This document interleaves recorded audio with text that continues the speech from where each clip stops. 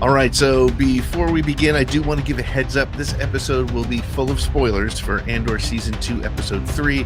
And more importantly, I want to issue a trigger warning because we will be discussing sexual assault and the way it's portrayed in this episode. So please take care while you're listening. Well, earlier this week, we dropped our full recap of Andor Season 2's premiere week, Episodes 1, 2, and 3, which you can find right here in the podcast feed. But today, we're taking a step back for a deeper dive into a moment that has sparked a lot of conversation and controversy. In episode 3, Bix Caleen, portrayed again with raw brilliance by Adria Arjona, finds herself in a harrowing situation. She's cornered in her own home by Lieutenant Kroll of the Imperial military, and it's clear what his intentions are, and they are not good. She defends herself, and she kills him. And the scene was powerful, but it was upsetting, and for many, it was unexpected. And like clockwork, some corners of the internet erupted. Was it too far for Star Wars? Was it gratuitous? But much of the backlash wasn't about the scene itself. A lot of the conversation was about who was speaking loudest about it. And too often, it wasn't the survivors. It wasn't women. It was men, many looking for just another excuse to tear down Disney's era of Star Wars. So to help unpack this with the nuance it needs, I've invited a brilliant guest. I'm joined today by Jessica Johnson, also known as the Duchess of Darksaber Light. Jessica holds 2 history degrees and is very interested in both real world and Star Wars politics. And she formerly hosted her own podcast, the thoughtful show called Stories by Darksaber Light. Jessica, welcome to Road to Rebellion. Thank you so much. I'm so excited to be here. It's been a while since I've been on a podcast, and it's lovely to make that return. Well, I'm really glad that you're here with us. So let's start a little bit with just sort of getting to know your Star Wars journey, and when did you become a fan, and how's it impacted your life, and how have you used those history degrees to become a Star Wars fan? Yes, my tagline on Twitter, I have, that I have history degrees, and that the irony has always been that after all of that time and effort and money, I spend a lot more time using those history degrees to analyze a galaxy far, far away than I do to do anything in the real world. But hope springs eternal, and there's a pesky little idea of going back for a PhD. So who knows Wow. what'll happen. Yeah. But yeah, I've been a long time Star Wars fan, not as long as other people. I came to it in high school. Mm-hmm. Came to it, I had gotten into Stargate, Star Trek, and thought, oh, well, I just have to round up, the Trinity. You need the third Star show, right? Right. And so I watched it, and actually at that time was not really drawn in. I wanted to be drawn in more than I thought that I was, but it really came alive to me when I found Clone Wars in I'm a Star Wars 2020 baby, so Okay. Social distancing during the pandemic, which ironically a lot of people that I've met, we all kind of came in at the same time. Yeah. Finding Clone Wars, and it, for whatever reason, it was that that part of the franchise that really made everything come alive in a way that just made it feel so immersive.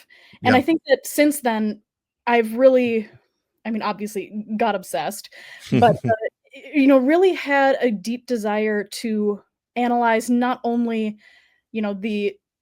the stories of Star Wars, what they mean to our real world today, but also just really loving dissecting the art that goes into creating shows like this. So, being able to look at it from the outer world perspective as well, like what goes into creating these kinds of stories and why there's intention behind them. So that's really what I love to do.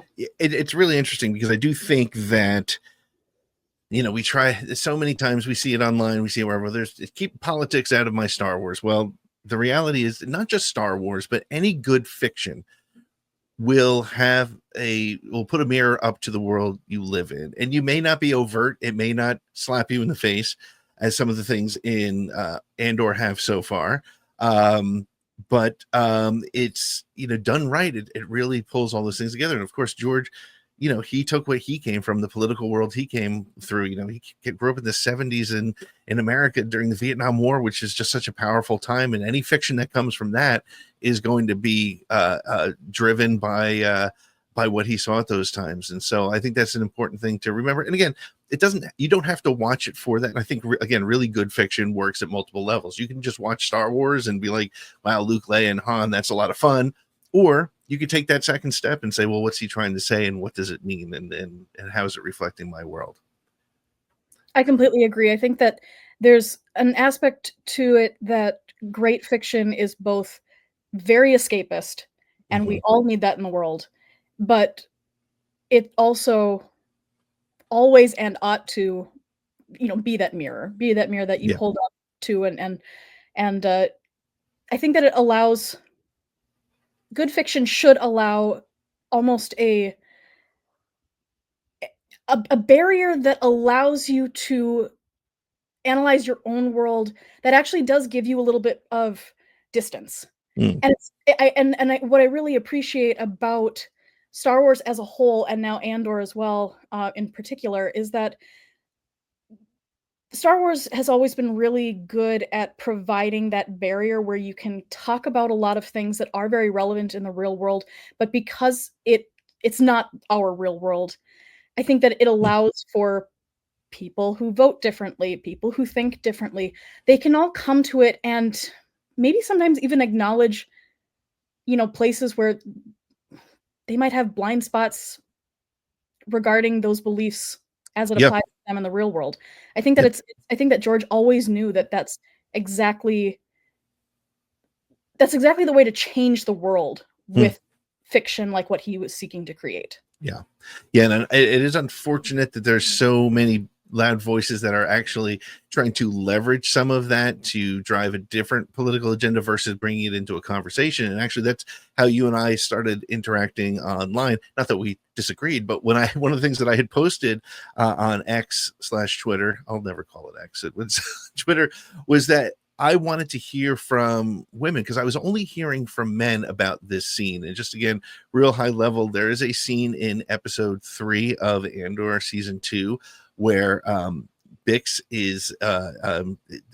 has to face, I guess the best way to put it would be really a very strong, aggressive male who is really trying to use his position as an Imperial officer to get to essentially sleep with, and then when that doesn't work in the way he wants it to, he takes to becoming much more aggressive, which leads to a physical altercation. So when you first watched this scene as a woman, how did it impact you? Well, I think that as we have this conversation, we've already kind of alluded, like there's so many different spheres here. There's so many different ways to kind of analyze this and talk about it, and we'll hit multiple interpretations. But I mean, first off, I mean, it was pretty shocking. I mean, I was Mm. watching it, kind of doing like a digital movie night with friends. So we were all, chatting on Discord while watching together. And, just the fact that all three of us were very much like, oh my goodness, what, this is obviously not something we've seen in Star Wars before. This is Right. uncomfortable. This is something that, and it does, it goes on for a good amount of time. I mean, Yeah.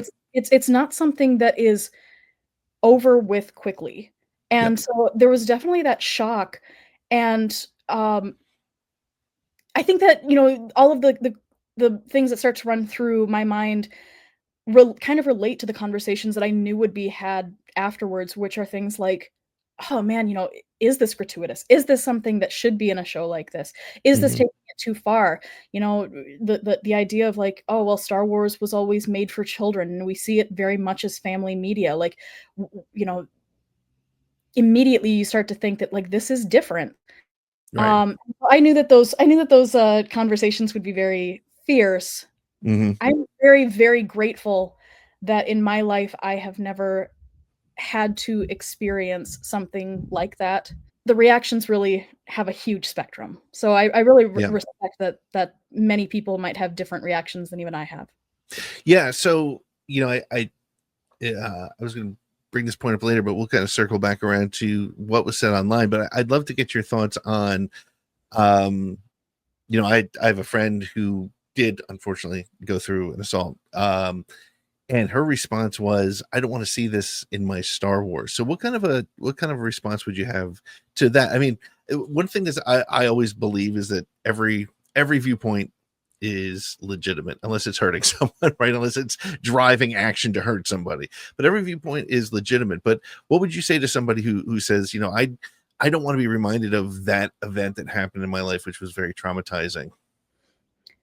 I mean, first off, I think that the only thing that you can say is that is so valid, and Yeah. it's shocking, and it's hard, and to come to something that, like I said, this kind of content is meant to be escapist. Hmm. So that rub really starts to happen when you go, I mean, this is escapist material. I don't wanna be reminded of all of the things that haunt my nightmares. Right. And I think that's it's so hard. It is so Yeah. hard to even know what to say because you wanna really give respect to that viewpoint, recognizing how hard it probably still is to think about an episode like this, while also recognizing that at the same time, the conversations that are happening now have provided a different level of awareness that can be of help to survivors of such a thing. Not to Sure. say that such conversations are always productive, but Hmm. that there is something to be said about how an episode like this really spurs that conversation. Right. And I think we would probably both agree that having that conversation exclusively online is not the place for it, because you're going to get those sort of those arguments. And so let's talk a little bit about the response from social media. But first, I want to ask you, because you had a really interesting perspective on in our Twitter conversation, because there are some that say that we've seen the brutality of the Empire in Star Wars. It's been illustrated in mass killings and physical abuse and torture, and that showing this was, we didn't need to go down this road.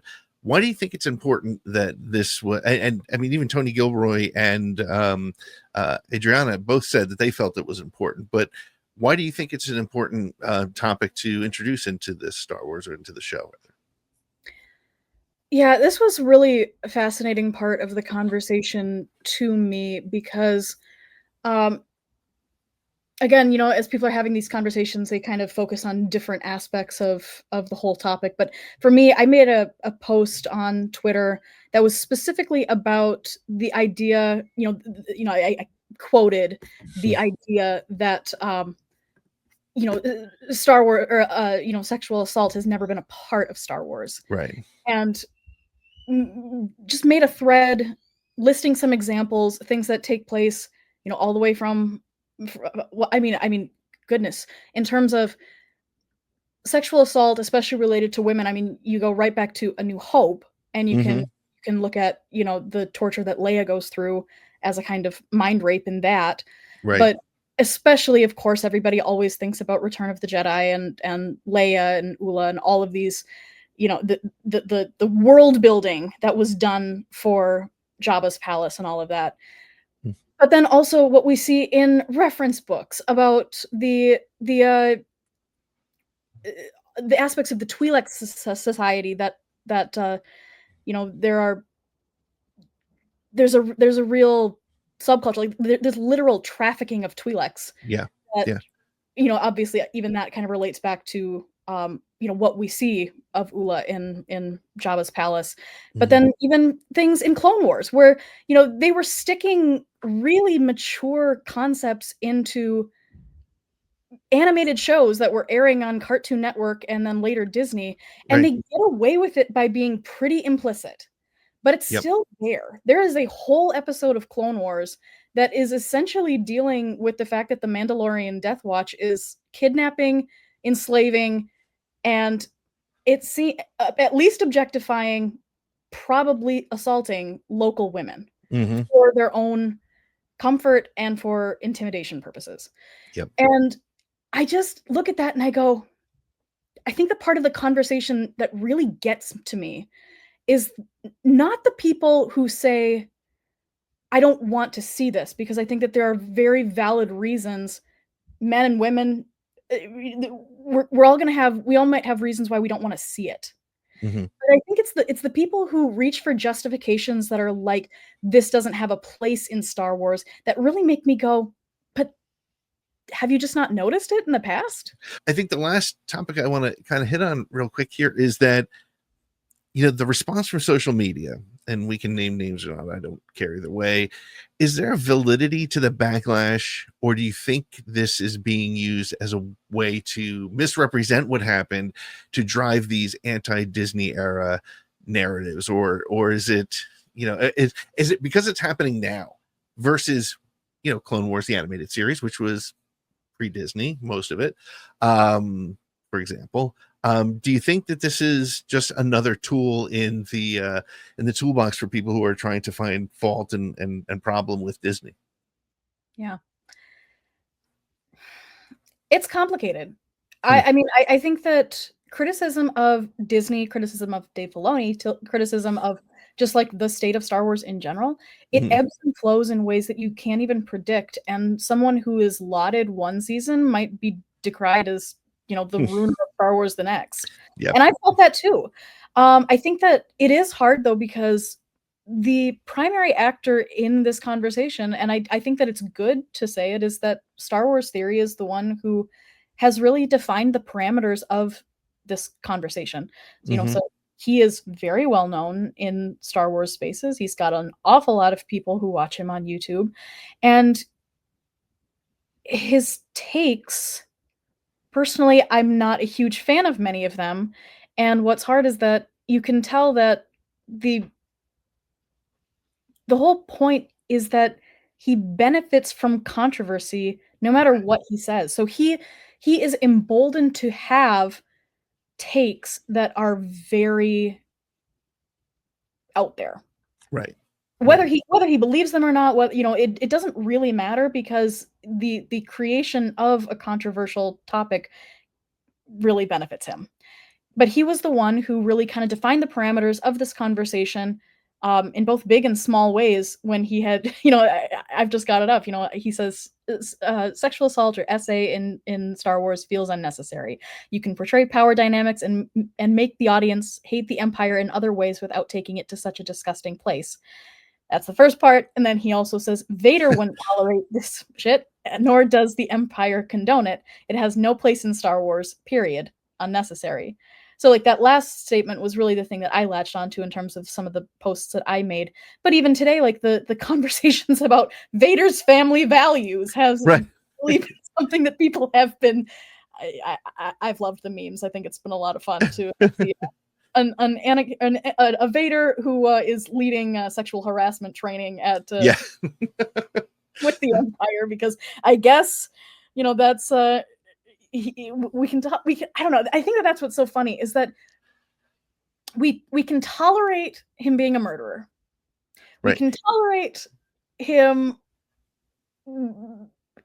being the second in command of an empire that takes advantage of people, that destroys worlds, and that even in Andor, that sit around a table and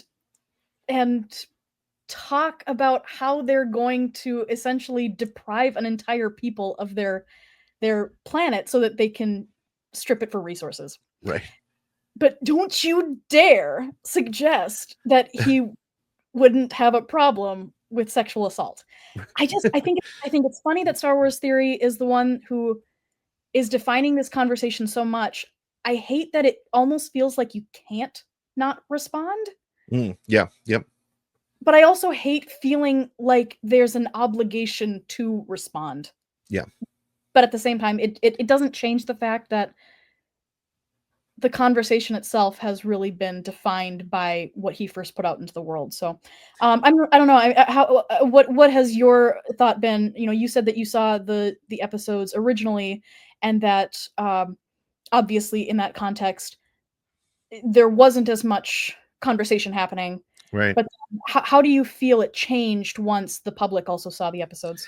That's a great question. I think, to me, like I said, when me and my podcast partner Nick and I watched them, it was in a vacuum. We had the screeners, and so it was before the conversation happened, and we both recognized that it was something new that we hadn't seen in Star Wars before. B, perhaps worthy of a trigger warning, whether, depending on what side of the fence you're on with that. But at least certainly something that we knew was going to affect people. And now that the conversation has happened online, I think it's doing exactly what Tony wanted it to do, which is really great. And the reality is, we are having a conversation about it. You and I never would have spoken if it wasn't for this, and to get your perspective is really valuable to understand a different point of view on it. To me, I thought it was brilliant storytelling. In the pure, if I look just at Bix, she was tortured by the Empire, and now she was assaulted by the Empire, and this is just one person's story of what they have had to deal with. And so it brings her character to life in a different way. But I had no issue with it being in Star Wars, and especially it's a more mature show. If this was in Mandalorian, probably wouldn't have fit, right? But this show, and I saw somebody online today talking about, kids don't love this show. It's not. I have a 12-year-old son. He can't get into it. He tried. He can't. It's not a show for him. And honestly, that's okay, because it's handling more mature things, and it deals with the brutality of war and things. And when you're 12 and you're watching Star Wars, you just need to know Darth Vader's the bad guy, and they're doing horrible things to people, and that's why they're fighting back. You don't need to see them. But when you're an adult and you have this opportunity to understand a different point of view, right? Again, me as middle-aged white male dealing with fascism and oppression, like we kind of might be dealing with here nowadays, right? It hits me differently because I'm not a migrant worker. I'm not a woman who's facing the possibility of losing her voting rights, so I can, and as much as I am sympathetic and open and supportive, it hits me different. And just so for me to see it in a scene in Star Wars, it meant a lot to me, and it showed me what the bad guy, whether it's the Empire in this movie, in this show, or the bad guy in real life, it matters. And I think it really brought a lot of this home to me. And my only concern is that for people who don't want to deal with it, who've gone through that, how that impacts them. And that's something that we just don't know. But to the point I think you were making before, in a way, is it's part of telling the story, and that's part of the risk, I guess, you take when you engage in fiction. I agree. And I think that, it is very strange how prophetic it almost feels.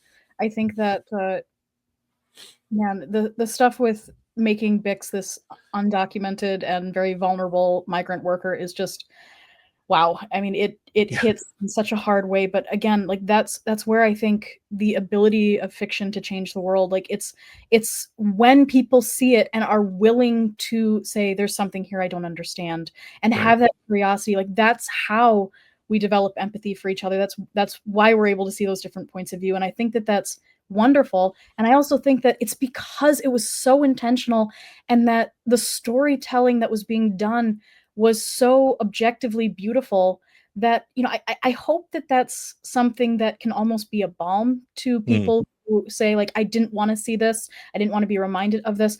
But I think that in this story, you can see the intentionality by which we're talking about agency, we're talking about sacrifice, we're talking about what is really going on in people's lives, and also what they have to do in order to survive an empire that does not see them as human.